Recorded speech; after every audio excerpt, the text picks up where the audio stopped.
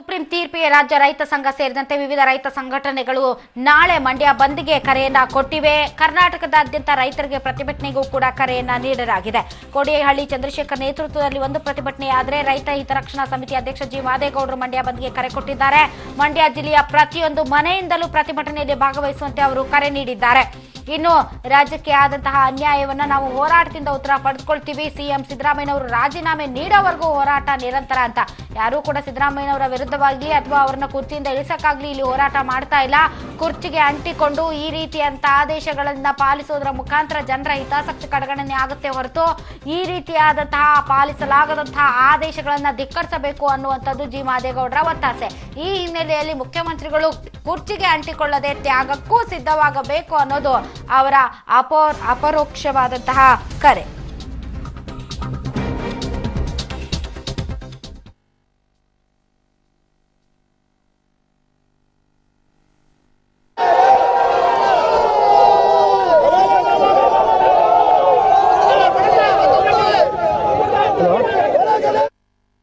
ನೀರು ಕೊಡೋದಿಲ್ಲ ಈ ಸರ್ಕಾರ ಅಂತ ನಮಗೆ ಗೊತ್ತು. ಇವತ್ತು ನಾವು ಚಳುವಳಿ ಮಾಡ್ತಾ ಇದ್ದಾಗ ಈ ಸರ್ಕಾರದ ಮೇಲೆ, ನಮ್ಮ ಸರ್ಕಾರದ ಮೇಲೆ, ಕೋರ್ಟ್ ಮೇಲೆಲ್ಲ, ಇನ್ನು ಟ್ರಿಬ್ಯುನಲ್ ಮೇಲೆಲ್ಲ ಇರ್ತಕ್ಕಂಥದ್ದು ನೀರು ಕೊಡ್ತಕ್ಕಂಥ ನಮ್ಮ ಚೀಫ್ ಮಿನಿಸ್ಟರ್ ರೈತರಿಗೆ ಹೇಳ್ತಾ ಇರ್ತಕ್ಕಂಥದ್ದು ವಿಶ್ವೇಶ್ವರ ಶಾಂತಿ ಬರಬೇಕಾದ್ರೆ ನಮ್ಮ ರೈತರು ಪ್ರತಿಯೊಬ್ಬರು ನಾಳೆ ಬೆಳಿಗ್ಗೆ ಪ್ರತಿಯೊಬ್ಬ ಮನೆಯಲ್ಲಿ ಮಕ್ಕಳು ಬರೆಯಲ್ಲ ಚಳವಳಿಗೆ ನೋಡಿ. ಇವತ್ತು ಹೆಂಗಸರು ಬಂದಿದ್ದಾರೆ ಚಳವಳಿಗೆ. ತಕ್ಷಣ ನಮಗೆ ಏನು ನಷ್ಟ ಆಗಿದೆ ಅದನ್ನು ಪರಿಹಾರ ಕೊಡುವವರೆಗೂ ಕೂಡ ನಾವು ಚಳವಳಿಯಿಂದ ಮುಂದುವರಿಸ್ಕೊಂಡು ಹೋಗ್ಬೇಕು. ಅಲ್ಲಿವರೆಗೆ ನಾಳೆ ಬೆಳಿಗ್ಗೆ ಚೀಫ್ ಮಿನಿಸ್ಟರ್ ಇದ್ರ ಬಗ್ಗೆ ಪರಿಹಾರ ಕೊಡುವವರೆಗೂ ಕೂಡ ನಮ್ಮ ಚಳವಳಿ ಮುಂದುವರಿಸ್ತದೆ. ನಮ್ಮ ಬೆಳೆ ನಷ್ಟ ಆಗಿದೆಯಲ್ಲ ಆ ನಷ್ಟಕ್ಕೆ ನಾವು ಪರಿಹಾರ ಕೊಡ್ತೀನಿ ಅಂತಂದರೆ ನಾವು ಚಳವಳಿ ವಾಪಸ್ಸಕ್ಕೆ. ಸುಪ್ರೀಂ ಕೋರ್ಟ್ ಈ ಹಿಂದೆ 2 ಬಾರಿ 15,000 ಕ್ಯೂಸೆಕ್ಸು 12,000 ಕ್ಯೂಸೆಕ್ಸು ಬಿಡುಗಡೆ ಮಾಡ್ಲಿಕ್ಕೆ ಹೇಳಿದ್ರು. ಈಗ ಸುಪ್ರೀಂ ಕೋರ್ಟ್ಗೆ ನಾವು ಗಮನಕ್ಕೆ ತಂದಾಗೂ ಕೂಡ ನಮ್ಮಲ್ಲಿರುವಂತದ್ದು ಕೇವಲ ಕುಡಿಯುವ ನೀರು ಮತ್ತು ಸೂಪರ್ವೈಸರ್ ಕಮಿಟಿಗೆ ತಾವೇ ರೆಫರ್ ಮಾಡಿದ್ರಿ ಅನ್ನುವ ಮಾತನ್ನ ಕೂಡ ಹೇಳಿದ್ರು. ಎಕ್ಸ್ಪರ್ಟ್ ಬಾಡಿ ಅನ್ನೋದು ಕೂಡ ಹೇಳಿದಾಗಿದೆ. ಇಂತಹ ಸಂದರ್ಭದಲ್ಲಿ ಮುಖ್ಯಮಂತ್ರಿಗಳು, ಕ್ಯಾಬಿನೆಟ್ ಹಾಗೂ ಸಂಪೂರ್ಣವಾದಂತ ನಮ್ಮ ರಾಜ್ಯ ಒಂದು ನಿಲುವನ್ನ ತೆಗೆದುಕೊಳ್ಬೇಕಾಗ್ತದೆ. ಆ ದಿಶೆಯಲ್ಲಿ ಮುಖ್ಯಮಂತ್ರಿಗಳು, ಕ್ಯಾಬಿನೆಟ್ ಮತ್ತು ರಾಜ್ಯ ಈ ಸುಪ್ರೀಂ ಕೋರ್ಟ್ ಏನು ಆದೇಶ ನೀಡಿದೆ ಇದರ ಬಗ್ಗೆ ಪರಾಮರ್ಶೆ ಮಾಡಿ ನಿರ್ಣಯ ತೆಗೆದುಕೋತಾರೆ. ಸುಪ್ರೀಂ ಕೋರ್ಟ್ ನೀಡಿರುವಂತಹ ಆದೇಶವನ್ನ ಪರಾಮರ್ಶೆ ಮಾಡಿ ಒಂದು ನಿರ್ಧಾರವನ್ನು ತೆಗೆದುಕೊಳ್ತೇವೆ ಅನ್ನುವಂತಹ ಮಾತನ್ನ ಎಂ ಬಿ ಪಾಟೀಲ್ ಹೇಳಿದ್ದಾರೆ. ಈ ಮಧ್ಯೆ ಮಂಡ್ಯದಲ್ಲಿ ನಡೀತಾ ಇರುವಂತಹ ಹೋರಾಟ, ಒಂದು ಕಡೆ ಜೆಡಿಎಸ್ ನಾಯಕ ಶ್ರೀಕಂಠೇಗೌಡರ ನೇತೃತ್ವದಲ್ಲಿ ಬಾಯಿ ಬಡ್ಕೊಳ್ಳೋದ್ರ ಮುಖಾಂತರ ಪ್ರತಿಭಟನೆ ನಡೀತಾ ಇದೆ. ಇನ್ನೊಂದು ಕಡೆ ಮಾದೇಗೌಡರ ನೇತೃತ್ವದಲ್ಲಿ ಪ್ರತಿಭಟನೆ ನಡೀತಾ ಇದೆ. ಸಿಎಂ ಸಿದ್ದರಾಮಯ್ಯನವರು ರಾಜೀನಾಮೆ ನೀಡಬೇಕು, ಇಲ್ಲಾಂದ್ರೆ ಯಾವುದೇ ತ್ಯಾಗಕ್ಕೂ ಸಿದ್ಧವಾಗಬೇಕು, ನಮ್ಮ ಜೊತೆ ಹೋರಾಟಕ್ಕೆ ಇಳಿಬೇಕು ಅಂತ ಪ್ರತಿಭಟನಾಕಾರರು ತಮ್ಮ ಹಕ್ಕೊತ್ತಾಯವನ್ನು ಅಲ್ಲಿ ಮಂಡಿಸ್ತಾ ಇದ್ದಾರೆ.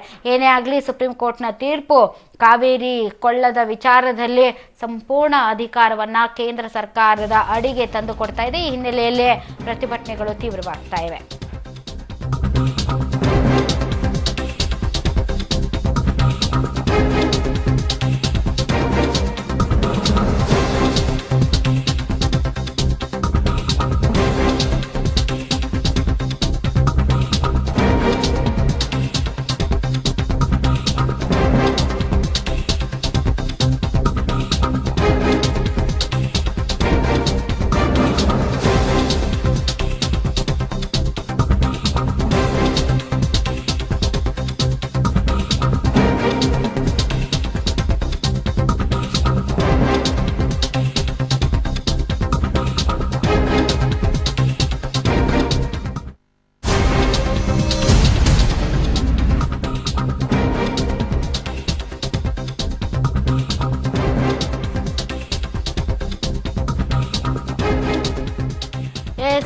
ಕಾವೇರಿ ವಿಚಾರದಲ್ಲಿ ಕರ್ನಾಟಕಕ್ಕೆ ವ್ಯತಿರಿಕ್ತವಂತ ತೀರ್ಪು ಬಂದಿರೋ ಹಿನ್ನೆಲೆಯಲ್ಲಿ ನಾಳೆ ತುರ್ತು ಸಂಪುಟ ಸಭೆಯನ್ನು ಸಿಎಂ ಸಿದ್ದರಾಮಯ್ಯನವರು ಕರೆದಿದ್ದಾರೆ.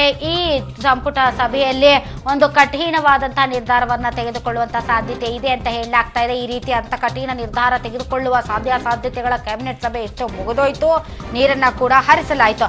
ಹೈಕಮಾಂಡ್ ಜೊತೆ ಚರ್ಚೆ ನಡೆಸಿದ್ರೂ ಕೂಡ ಏನು ಸಾಧ್ಯ ಇಲ್ಲ. ಯಾಕಂದ್ರೆ ಕಳೆದ ಬಾರಿ ಕ್ಯಾಬಿನೆಟ್ ಸಭೆಯಲ್ಲಿ ಒಂದು ಕಠಿಣವಾದಂತಹ ನಿರ್ಧಾರ ತೆಗೆದುಕೊಳ್ತಾರೆ ಅಂದಾಗ ರಾಷ್ಟ್ರೀಯ ನಾಯಕರೆಲ್ಲರೂ ಕೂಡ ಓಡಿ ಬಂದು ಈಗ ಇರೋದೊಂದೇ ರಾಜ್ಯ ಕರ್ನಾಟಕ, ನೀವೇನಾದ್ರೂ ಕಠಿಣ ನಿರ್ಧಾರ ತೆಗೆದುಕೊಂಡ್ಬಿಟ್ರೆ ನಾವು ಅಧಿಕಾರವನ್ನ ಕಳ್ಕೊಳ್ಬೇಕಾಗುತ್ತೆ, ಹೀಗಾಗಿ ಯಾವ ಕಠಿಣ ನಿರ್ಧಾರನೂ ಬೇಡ, ನ್ಯಾಯ ನ್ಯಾಯಾಲಯದ ಆದೇಶವನ್ನ ನಾವು ಪಾಲಿಸೋದ್ರ ಮೂಲಕ ನಮ್ಮ ಒಬಿಡಿಯಂಟ್ ವಿಧೇಯತೆಯನ್ನ ಪ್ರದರ್ಶನ ಮಾಡೋಣ, ಈ ಮೂಲಕ ಸುಪ್ರೀಂ ಕೋರ್ಟ್ನ ಮನಸ್ಸನ್ನ ಗೆಲ್ಲೋಣ ಅನ್ನುವಂತಹ ಒಂದು ವಿಚಾರ ಪ್ರಸ್ತಾಪ ಆಯಿತು. ಅದರಂತೆ ಮುಖ್ಯಮಂತ್ರಿಗಳು ಕೂಡ ನೀರನ್ನ ಹರಿಸಿಬಿಟ್ರು.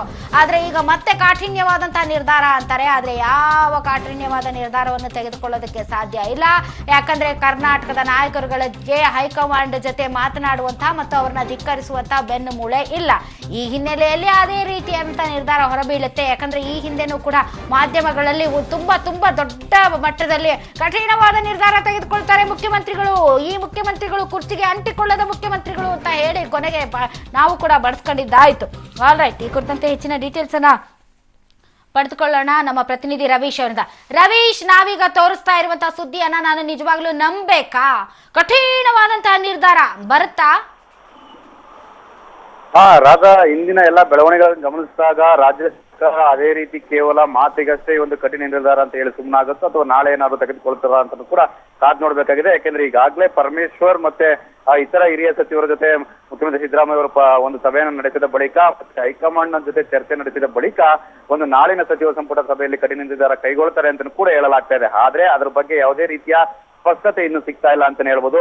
ಯಾಕೆಂದ್ರೆ ಈಗಾಗಲೇ ಕಾನೂನು ತಜ್ಞರಿಂದ ಮಾಹಿತಿಯನ್ನು ಪಡೆದಿರತಕ್ಕಂಥ ಸಿಎಂ ಸಿದ್ದರಾಮಯ್ಯ ನೀರು ನಿರ್ವಹಣಾ ಮಂಡಳಿ ಒಂದು ರಚನೆ ಪ್ರಸ್ತಾಪದ ಬಗ್ಗೆಯೂ ಕೂಡ ಒಂದು ರೀತಿಯಲ್ಲಿ ಆತಂಕವನ್ನು ವ್ಯಕ್ತಪಡಿಸಿದ್ದಾರೆ. ಹಾಗಾಗಿ ಕಠಿಣ ನಿರ್ಧಾರ ತೆಗೆದುಕೊಳ್ತಾರಾ ಇಲ್ವೋ ಅನ್ನೋದು ಕೂಡ ಕಾದ್ ನೋಡ್ಬೇಕಾಗಿದೆ ರಾಧಾ.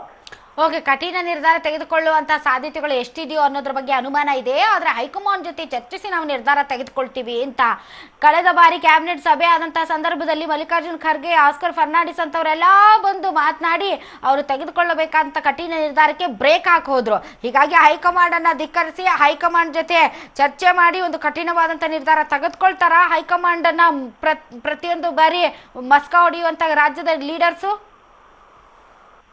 ರಾಧಾ, ನಿಜಕ್ಕೂ ಕೂಡ. ಯಾಕೆಂದ್ರೆ ಇವತ್ತಿನ ಪರಿಸ್ಥಿತಿಯನ್ನು ನೋಡಿದಾಗ ಸಾಕಷ್ಟು ಸಂಕಷ್ಟದಲ್ಲಿದೆ ಕರ್ನಾಟಕ. ಅದರಲ್ಲೂ ಕೂಡ ಈಗಾಗಲೇ KRS ನಲ್ಲಿ ಆಗಿರ್ಬೋದು, ಕಾವೇರಿ ಕೊಳದಲ್ಲೂ ಕೂಡ ಸಾಕಷ್ಟು ನೀರು ಕೂಡ ಕಡಿಮೆ ಆಗಿದೆ. ಹಾಗಾಗಿ ಒಂದು ವೇಳೆ ಏನಾದ್ರೂ ಒಂದು ಕಠಿಣ ನಿರ್ಧಾರವನ್ನು ತೆಗೆದುಕೊಳ್ಳದೆ ಹೋದೆ ಆದ್ರೆ ಆ ಭಾಗದ ಜನರಿಗೆ ಮತ್ತೆ ರಾಜ್ಯದ ಜನರಿಗೆ ನಿಜಕ್ಕೂ ಕೂಡ ಒಂದು ರೀತಿಯಲ್ಲಿ ಸಂಕಷ್ಟಕ್ಕೆ ದೂಡ್ದಂಗಾಗುತ್ತೆ. ಈ ಒಂದು ಹಿನ್ನೆಲೆಯಲ್ಲಿ ರಾಜಕೀಯ ಲೆಕ್ಕಾಚಾರಗಳಾಗಿರ್ಬೋದು ಮತ್ತೆ ಕಾನೂನಿನ ಲೆಕ್ಕಾಚಾರ ಆಗಿರ್ಬೋದು, ಇತರ ಎಲ್ಲಾ ಲೆಕ್ಕಾಚಾರಗಳನ್ನ ಕೂಡ ಒಂದು ಹೈಕಮಾಂಡ್ಗೆ ಮನವರಿಕೆ ಮಾಡಿಕೊಡುವಂತಹ ಸಾಧ್ಯತೆ ಇದೆ. ಯಾಕಂದ್ರೆ ಈಗಾಗಲೇ ಒಂದು ಸುಮಾರು 7 ಗಂಟೆ ಅಷ್ಟೊತ್ತಿಗೆ ಒಂದು ಹಿರಿಯ ಸಚಿವರ ಸಭೆ ಇದೆ. ಎಲ್ಲಾ ಹಿರಿಯ ಸಚಿವರು ಒಂದು ಸಭೆಯಲ್ಲಿ ಭಾಗವಹಿಸ್ತಾರೆ. ಅವರ ಜೊತೆಗೆ ಒಂದು ಸುತ್ತಿನ ಮಾತುಕತೆಯನ್ನು ಕೂಡ ಮುಖ್ಯಮಂತ್ರಿ ಸಿದ್ದರಾಮಯ್ಯ ಅವರು ನಡೆಸ್ತಾರೆ. ಆ ಬಳಿಕ ಅವರು ಹೈಕಮಾಂಡ್ ಕೂಡ ಈ ಎಲ್ಲಾ ವಾಸ್ತವ ಒಂದು ವರದಿಯನ್ನು ಕೂಡ ಒಪ್ಪಿಸ್ತಾರೆ. ಆ ಬಳಿಕ ಹೈಕಮಾಂಡ್ ಏನು ತೀರ್ಮಾನವನ್ನ ಕೊಡುತ್ತೋ ಅದರಂತೆ ಒಂದು ರಾಜ್ಯ ಸರ್ಕಾರ ನಡೆಯೋದಕ್ಕೆ ಮುಂದಾಗಿದೆ ಅಂತಾನೆ ಹೇಳ್ಬೋದು. ಹಾಗಾಗಿ ಇವರು ಕಠಿಣ ನಿರ್ಧಾರಕ್ಕೂ ಕೂಡ ಹೋಗ್ತೇವೆ ಅಂತ ಕೂಡ ಒಂದು ಸಂದೇಶವನ್ನು ಹೈಕಮಾಂಡ್ಗೆ ರವಾನಿಸ್ತಾರೆ. ಆದ್ರೆ high command Ravish, thank you very much ನಿಮ್ಮ ಎಲ್ಲ ಮಾಹಿತಿಗಾಗಿ. ಈಗ ಈ ವಿಚಾರಕ್ಕೆ ತೀರ್ಪಿಗೆ ಸಂಬಂಧಪಟ್ಟಂತೆ ಪ್ರತಿಕ್ರಿಯೆಯನ್ನು ಕೊಡೋದಕ್ಕೆ ಮಾಜಿ ಮುಖ್ಯಮಂತ್ರಿಗಳು ಮತ್ತು JDS ನ ರಾಜ್ಯಾಧ್ಯಕ್ಷರು ಆದಂತಹ ಕುಮಾರಸ್ವಾಮಿ ಅವರು ನಮ್ಮೊಂದಿಗೆ ದೂರವಾಣಿ ಸಂಪರ್ಕಕ್ಕೆ ಬಂದಿದ್ದಾರೆ. ಸರ್ ನಮಸ್ತೆ. ನಮಸ್ಕಾರ. ಜಯಲಲಿತಾ ಅವರು ಕೊನೆಗೂ ಸಾಧಿಸೇ ಬಿಟ್ರಲ್ಲ ಸರ್, ಕಾವೇರಿ ನಿರ್ವಹಣಾ ಮಂಡಳಿ ಅಸ್ತಿತ್ವಕ್ಕೆ ಬರಬೇಕು ಅಂತ ಏನೇನು ಒತ್ತಡ ಹೇರಿದ್ರು ಅದೆಲ್ಲವೂ ಫಲಿಸಿ ಕೊನೆಯೂ ಕೂಡ ಕೇಂದ್ರ ಸರ್ಕಾರಕ್ಕೆ ಸೂಚನೆ ನೀಡೋ ಲೆವೆಲ್ಗೆ ಬಂದ್ಬಿಟ್ವಲ್ಲ. ಅದರಲ್ಲಿ ಮೊದಲೇ ಇದು ನಿರೀಕ್ಷೆ ಇದ್ದಂತದ್ದೇ. ಈ ಒಂದು ಸುಪ್ರೀಂ ಕೋರ್ಟ್ ಕಳೆದ 1 ತಿಂಗಳಿಂದ ನಡ್ಕೊಂಡಂತ ರೀತಿ ಏನಿದೆ, ಬಹುಶಃ ನಾನು ಒಬ್ಬನೇ ಔಟ್ ಆಫ್ ದಿ ವೇ ಹೋಗಿ ಸಾರ್ವಜನಿಕವಾಗಿ ಟೀಕೆ ಮಾಡಿರೋನು ನೇರವಾಗೇನೆ. ಅದ್ ಏನ್ ಮಾಡ್ತಾರೋ ಮಾಡ್ಲಿ ಪರವಾಗಿಲ್ಲ ಅಂತ ಹೇಳಿ ಇವತ್ತು ಹೇಳ್ತೀನಿ. ಇವತ್ತು ಕೊಟ್ಟಂತ ಈ ತೀರ್ಪೇನಿದೆ, ಆ ಕಾವೇರಿ ನಿರ್ವಹಣಾ ಮಂಡಳಿ ರಚನೆ ಮಾಡ್ತಕ್ಕಂತ ತೀರ್ಪೇನ್ ಕೊಟ್ಕೊಂಡವ್ರೆ. ಇವತ್ತು ಕೇಳಲಿಕ್ಕೆ ಬಯಸ್ತೀನಿ ಈ ಒಂದು ಸಂವಿಧಾನದ ಸಂಸ್ಥೆಗಳಿಗೆ ಮತ್ತು ಕೇಂದ್ರ ಸರ್ಕಾರಕ್ಕೆ, ನಿಮಗೆ ಯಾವ ನೈತಿಕತೆ ಇದೆ ಅಂತಕ್ಕಂಥದ್ದು ಕೇಳಲಿಕ್ಕೆ ಬಯಸ್ತೀನಿ ನಾನು. ಇವತ್ತು ನಾವು ಕಟ್ಟಿರ್ತಕ್ಕಂಥ ಡ್ಯಾಮ್ಗಳು ಕೇಂದ್ರ ಸರ್ಕಾರದ ಭಿಕ್ಷೆಯಿಂದ ಕಟ್ಟಿರ್ತಕ್ಕಂಥ ಡ್ಯಾಮ್ ಅಲ್ಲ ಇವು. ನಮ್ಮ ರಾಜ್ಯದ 6 ಕೋಟಿ ಜನತೆ ಬೆವರು ಸುರಿಸಿ ತೆರಿಗೆ ಹಣ ಏನ್ ಕಟ್ಟಿದ್ರು, ನಮ್ಮ ರಾಜ್ಯದ ಸಂಪನ್ಮೂಲದಿಂದ ಕಟ್ಟಿರ್ತಕ್ಕಂಥ ಡ್ಯಾಮ್ಗಳಿದು. ಬೇರೆ ರಾಜ್ಯಗಳಿಗೆ ಕೊಡ್ತಕ್ಕಂಥ ಆರ್ಥಿಕ ನೆರವು ನಮ್ಮ ರಾಜ್ಯಕ್ಕೆ ಕೊಡ್ಲಿಲ್ಲ ಕೇಂದ್ರ ಸರ್ಕಾರ ಎಂದೂನು. ಇವತ್ತು ಯಾವ ಮುಖ ಇಟ್ಕೊಂಡು ಯಾವ ಯೋಗ್ಯತೆ ಇದೆ ಅಂತೇಳಿ ಕೇಂದ್ರ ಸರ್ಕಾರ ಇವತ್ತು ಸುಪ್ರೀಂ ಕೋರ್ಟ್ ಆದೇಶ ಮಾಡಿದ್ದಾರೆ ಅಂತ ಹೇಳಿ ನಿರ್ವಹಣಾ ಮಂಡಳಿ ರಚನೆ ಮಾಡ್ಲಿಕ್ಕೆ ನೀವು ಬರ್ತೀರಿ. ಈಗ ಇದ್ರ ಜೊತೆಗೆ ನಮ್ಮ SLP ನ ಯಾವ ಒಂದು ಫ್ರಾಕ್ಚರ್ಡ್ ಒಂದು ಬ್ರೋಕನ್ ಟ್ರೈಬ್ಯುನಲ್ ಏನಿತ್ತು ಅವತ್ತು 2007ರಲ್ಲಿ ಕೊಟ್ಟಂತ ತೀರ್ಪು, ಅದ್ರ ಮೇಲೆ ನಾವು SLP ಹಾಕಿ 9.5 ವರ್ಷ ಆಯ್ತು. ಆ SLP ನ ಇಲ್ಲಿವರೆಗೆ ತೆಗೆದುಕೊಳ್ಳಿಕ್ಕೆ ತಯಾರಾಗಿಲ್ಲ ಇದೇ ಸುಪ್ರೀಂ ಕೋರ್ಟ್. ಇದು ಅತ್ಯಂತ ಪ್ರಮುಖವಾದಂತ ಮಹತ್ವವಾದಂತ ಒಂದು ವಿಷಯ ಇದ್ರು ನಾನು ಅದನ್ನೇ ಕೇಳಿದೆ 9 ಸರ್, ವರ್ಷ ನಾನು ಅದನ್ನೇ ಕೇಳಿದೆ. ಕಾವೇರಿ ನ್ಯಾಯಾಧಿಕರಣದ ಅಂತಿಮ ತೀರ್ಪಿನ ಕೆಲವೊಂದು ಅಂಶಗಳನ್ನ ಪ್ರಶ್ನಿಸಿ ನಾವು ಸುಪ್ರೀಂ ಕೋರ್ಟ್ ಮೊರೆ ಹೋಗಿದೀವಿ. ಆ ತಕರಾರೇ ಇನ್ನೂ ಇತ್ಯರ್ಥ ಆಗಿಲ್ಲ. ಅಂತದ್ರಲ್ಲಿ ನ್ಯಾಯಾಧಿಕರಣ ಹೇಳಿದ ಕಾವೇರಿ ನಿರ್ವಹಣಾ ಮಂಡಳಿ ಅಸ್ತಿತ್ವಕ್ಕೆ ನೀವು ಹೆಂಗ್ ಶಿಫಾರಸ್ ಮಾಡ್ತೀರಿ ಅಂತ ಅದನ್ನೇ ನಾನು ಪ್ರಶ್ನೆ ಮಾಡಿದೆ. ಅದಕ್ಕೋಸ್ಕರಲೇ ಕಳೆದ ವಾರವೂ ನಾನು ಹೇಳಿದ್ದು ವಿಧಾನಸಭೆಯ ಕಲಾಪ ಕರೀರಿ ಅಂತ ಹೇಳಿ.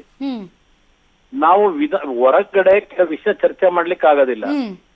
ವಿಧಾನಸಭೆನಲ್ಲಿ ನಮ್ಗೆ ವಿಶೇಷವಾದಂತ ಒಂದು ಅಧಿಕಾರ ಇದೆ. ಇವತ್ತು ಪ್ರಜಾಪ್ರಭುತ್ವ ವ್ಯವಸ್ಥೆನಲ್ಲಿ ಕೆಲವು ವಿಷಯವನ್ನ ನಿರ್ಭೀತಿಯಿಂದ ಇವತ್ತು ಚರ್ಚೆ ಮಾಡ್ಲಿಕ್ಕೆ ಏನೋ ವಾಸ್ತವಾಂಶಗಳಿದೆ. ಇವತ್ತು ಸುಪ್ರೀಂ ಕೋರ್ಟ್ ತೀರ್ಪು ಕೊಟ್ಟಿದ್ದೇ ಎಲ್ಲ ಸರಿ ಅಂತ ಹೇಳಿ ನಾವು ಇವತ್ತು ತೀರ್ಮಾನಕ್ಕೆ ಬರ್ಲಿಕ್ಕೆ ಆಗೋದಿಲ್ಲ. ಇವತ್ತು ಅವ್ರು ತೀರ್ಪು ಕೊಟ್ಬಿಟ್ರು, ನಾವು ಗೌರವಿಸ್ಬೇಕು. ಇದು ಎಷ್ಟು ದಿವಸ ಅಂತ ನಾವು ಪಾಲಿಸ್ಕೊಂಡ್ ಬರ್ಲಿಕ್ಕಾಗತ್ತೆ? ಅಂತಾರಾಜ್ಯ ಜಲ ವಿವಾದಗಳಲ್ಲಿ ನ್ಯಾಯಾಧಿಕರಣದ ಹಸ್ತಕ್ಷೇಪ ತುಂಬಾ ಇರಬಾರ್ದು ಅಂತ ಸಂವಿಧಾನದಲ್ಲಿ ಹೇಳ್ತಾರೆ ಅನ್ನುವಂತ ಹಲವಾರು ಪಂಡಿತರು ಹೇಳ್ತಾ ಹಲವಾರು ನಿದರ್ಶನಗಳಿದೆ. ಅದರಲ್ಲೂ ವಿಶೇಷವಾಗಿ ನಿಮ್ಗೆ ಹೇಳ್ಬೇಕು ಅನ್ನೋದ್ರೆ ಈ ಕಾವೇರಿ ಈ ತೀರ್ಪೇನು ಕೊಟ್ರಲ್ಲ ಪುಣ್ಯಾತ್ಮರು ಟ್ರಿಬ್ಯುನಲ್ನವರು, ಆ ಮಹಾನುಭಾವರುಗಳಿಗೆ ನೊಬೆಲ್ ಪ್ರೈಸ್ ಕೊಡಬಹುದು, ಕೊಡಿಸ್ಬೇಕಾಗ್ತಿಲ್ಲ. ಕೇಂದ್ರ ಸರ್ಕಾರ ರೆಕಮೆಂಡ್ ಮಾಡೋದು ಒಳ್ಳೇದು, ಇಲ್ಲಾಂದ್ರೆ ಭಾರತ ರತ್ನ ಕೊಟ್ಬಿಡೋದು ಒಳ್ಳೇದು ಅವರಿಗೆ. ಬಹುಶಃ ವಿಶ್ವದಲ್ಲೇ ಯಾವುದೇ ಟ್ರಿಬ್ಯುನಲ್ಗಳು ಕೊಡದೇ ಇರತಕ್ಕಂತ ಮಹತ್ತರವಾದಂತ ತೀರ್ಪು ಕೊಟ್ಟಂತ ಪುಣ್ಯಾತ್ಮರವರು. ತಿಂಗಳಿಗೆ ರೇಷನ್ ಮೇಲೆ ನೀರ್ ಬಿಡ್ತಕ್ಕಂತ ವ್ಯವಸ್ಥೆ ಹೇಳಿದ್ರಲ್ಲ, ಇಡೀ ವರ್ಲ್ಡ್ ಅಲ್ಲೇ ಅಂತ ಒಂದು ತೀರ್ಪು ಯಾರು ಕೊಡ್ಲಿಲ್ಲ. ಇದೊಂದು ವಿಶೇಷವಾದಂತ ರೀತಿಯಲ್ಲಿ ಕೊಟ್ಟಂತ ತೀರ್ಪೇನಿದೆ. ಇವತ್ತು ಈ ನಿರ್ವಹಣಾ ಮಂಡಳಿ ರಚನೆ ಆಗಬೇಕು ಅಂತ ಏನ್ ತೀರ್ಪು ಕೊಟ್ಟಿದ್ದಾರೆ, ಇವತ್ತು ಈ ರಾಜ್ಯದ ಒಕ್ಕೂಟದ ವ್ಯವಸ್ಥೆಗೆ ಈ ರಾಜ್ಯದ ಜನತೆ ಬಹುಶಃ ಬೇರೆ ರಾಜ್ಯಗಳಿಗೆ ಹೋಲಿಕೆ ಮಾಡಿದಾಗ ಎಂತ ಒಂದು ದೊಡ್ಡ ಮಟ್ಟದ ಗೌರವವನ್ನ ಕೊಟ್ಕೊಂಡ್ ಬಂದಿದ್ದೇವೆ ಇಲ್ಲಿಯವರೆಗೆ. ನಮಗೆ ಹಲವಾರು ರೀತಿಯ ಹೊಡೆತಗಳ ಮೇಲೆ ಹೊಡೆತ ಕೊಟ್ರು ಇವತ್ತು ಅದಕ್ಕೆ ವಿಷ ಕೊಟ್ಟಿದ್ದಾರೆ.